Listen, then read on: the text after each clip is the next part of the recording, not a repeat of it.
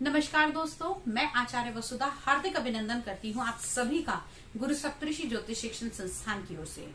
दोस्तों, आज के वीडियो में लेकर आई हूँ कुछ उपाय आपके लिए। जी हाँ, शरद पूर्णिमा अपने आप में लक्ष्मी के आगमन की तिथि। इस दिन से दिवाली की बहुत सारी तैयारियां हम शुरू कर देते हैं। कहते हैं इस दिन माँ लक्ष्मी पृथ्वी पर भ्रमण करने आती हैं। इस दिन दक्षिणावर्ती शंख को एनर्जाइज भी किया जाता है। इस दिन माँ लक्ष्मी की आराधना भी की जाती है। इस दिन रोग से मुक्ति के लिए भगवान शिव की आराधना भी की जाती है। कहा जाता है कि इस दिन पूजा करने वाले को बहुत सारे रोगों से मुक्ति मिलती है। रावण, जिसके पास असीम ताकत थी, वो शरद पूर्णिमा की रात्रि को ही अपनी नाभि में कुछ विशेष औषधियां और कुछ विशेष तत्व लगाकर आकाश से गिरने वाली अमृत की बूंदों को अपनी नाभि के अंदर संचित करता था, जिसके कारण उसको मारना असंभव था। तो कितनी अनमोल होगी ये शरद पूर्णिमा की रात्रि। कहा जाता है शरद पूर्णिमा की रात्रि को खीर बनाकर यदि आप चंद्रमा की रोशनी में रख दें और उस खीर को खाएं तो वो अमृत तुल्य हो जाती है। उस खीर को खाने वाले के सभी रोग समाप्त हो जाते हैं। आज कौन कौन से आपको उपाय करने हैं शरद पूर्णिमा की तिथि के दिन, सब आपको बताऊंगी, जिसमें धन के लिए, मान सम्मान के लिए, रोग के लिए, ऐश्वर्य के लिए सभी प्रकार के उपाय आज आपको मिलेंगे। लेकिन उससे पहले यदि अब तक आपने चैनल सब्सक्राइब नहीं किया है तो प्लीज सब्सक्राइब जरूर कर दीजिए।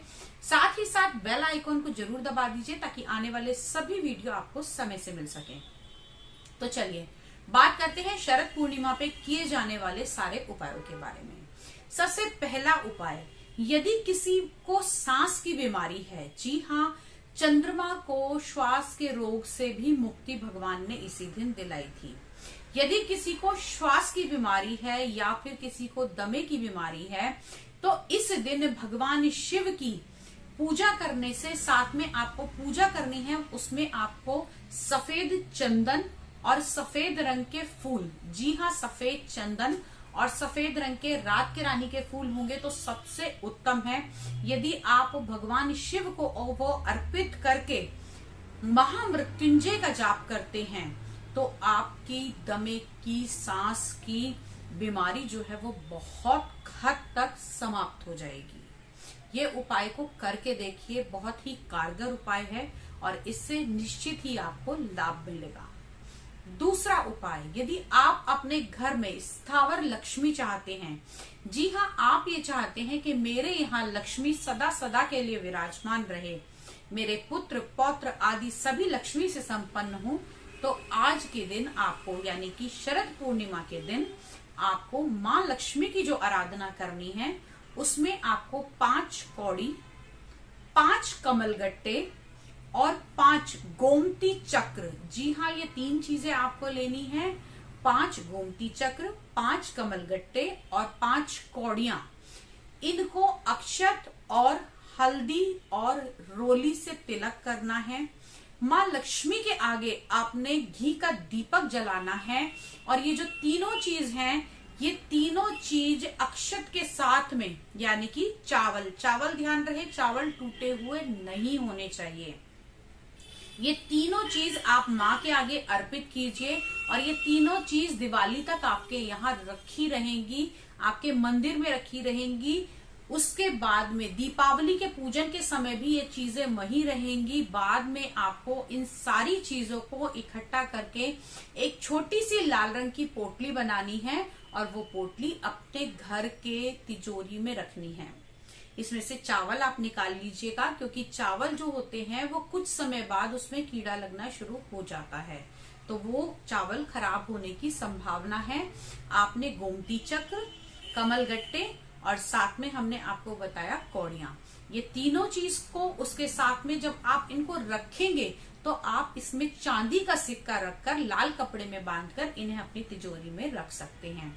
यदि चांदी का सिक्का आपके पास नहीं हो तो आप कोई नॉर्मल 1 या 2 रुपए वाला सिक्का भी रखे, क्योंकि माँ लक्ष्मी का स्वरूप धन के अंदर और चांदी के अंदर माना जाता है। तो ये सारी चीजें इकट्ठी करके आपको अपने घर के लॉकर में रखनी है। लेकिन वो कब रखनी है? दीपावली पूजन के बाद इन चीजों की स्थापना होगी शरद पूर्णिमा के दिन से। जी हाँ, ये तो था स्थावर लक्ष्मी के लिए उपाय। रोग के लिए मैंने आपको उपाय बता दिया। साथ ही साथ यदि आप किसी अनजानी परेशानी से पीड़ित हैं या फिर आपको डिप्रेशन की शिकायत है, तो शरद पूर्णिमा के दिन आपको चंद्रमा और शनि दोनों की ही पूजा करनी पड़ेगी। जी हाँ, अगर डिप्रेशन की बहुत ज्यादा प्रॉब्लम है आपको या आपके घर के किसी सदस्य को, तो शरद पूर्णिमा की रात को शनि देव को आपने पूजा जरूर करनी है। और उस दिन जिस व्यक्ति को भी डिप्रेशन है, शनि देव को आपने सरसों का तेल अवश्य चढ़वाना है। ये कार्य यदि आप करेंगे तो निश्चित ही व्यक्ति डिप्रेशन से बहुत जल्दी बाहर आ जाएगा। अब अगला उपाय उन लोगों के लिए जिनको कोल्ड कफ की बहुत ज्यादा शिकायत रहती है। जी हाँ, जिन लोगों का चंद्रमा खराब होता है, वाटर इन्फेक्शंस बहुत जल्दी लगते हैं, कोल्ड कफ की शिकायत रहती है, या फिर चंद्रमा से जुड़े हुए व्यवसाय में है, या फिर जॉब बहुत जल्दी जल्दी चेंज होती है, उन लोगों को क्या करना है? उन लोगों को इस दिन भगवान विष्णु और माँ लक्ष्मी की पूजा करनी है। जी हाँ, शरद पूर्णिमा के दिन भगवान विष्णु और माँ लक्ष्मी की पूजा करेंगे और साथ ही साथ ओम नमो भगवते वासुदेवाय नमः इसका पाठ करके चंद्रमा को आपने अर्घ देना है। जी हाँ, चंद्रमा को इस दिन आपने अर्घ देना है। भगवान विष्णु और माँ लक्ष्मी का नाम लेके देखिए, आपकी नौकरी जो है वो पक्की हो जाएगी, साथ ही साथ बार बार नहीं बदलेगी, या फिर आपको चंद्रमा से जुड़ी हुई प्रॉब्लम्स हैं तो वो सारी ठीक हो जाएंगी। ये मैंने कुछ एक उपाय आपको ऐसे बताए जो आपको शरद पूर्णिमा की रात्रि को ही करने हैं। इन उपायों को आप कोई भी एक उपाय कर सकते हैं।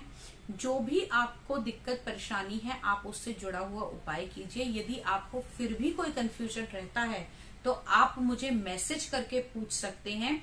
साथ ही साथ मेरा एक व्हाट्सएप ग्रुप है, आप अपना नंबर उस व्हाट्सएप ग्रुप में ऐड करा सकते हैं और अपने सवालों के जवाब आप मुझसे पा सकते हैं। किसी भी एक सवाल का जवाब आपको फ्री दिया जाएगा। अगले वीडियो में आपसे फिर मुलाकात करूंगी। तब तक के लिए चैनल से जुड़े रहिए और सब्सक्राइब, लाइक और शेयर करते रहिए। जय माता दी।